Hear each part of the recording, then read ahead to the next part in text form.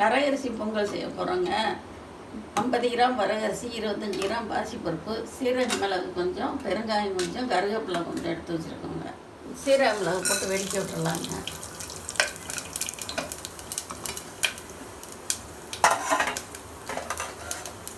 சீரக மிளகு வெடித்தோடனே கருவேப்பிலை வச்சுக்கோங்க.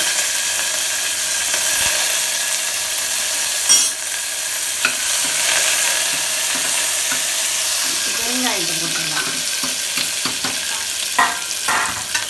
போட்டு இந்த வரகரிசியும் போட்டுடலாம். அதில் காய்ச்சி பருப்பையும் போட்டுடலாம்.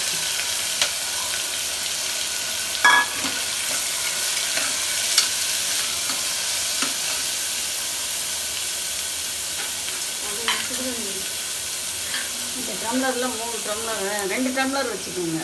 100 கிராம் அரிசின்னா 300 கிராம் தண்ணி வச்சுக்கோங்க.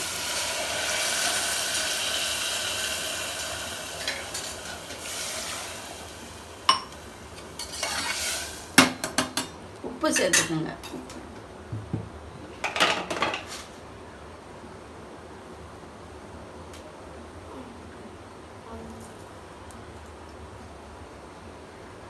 கையில் கொடுக்கக்கூடாது.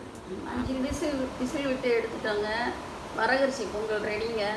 சுவையான வரகரிசி பொங்கல் ரெடி. தேங்காய் சட்னி, சாம்பார், கார சட்னி வச்சு சாப்பிட்லாங்க.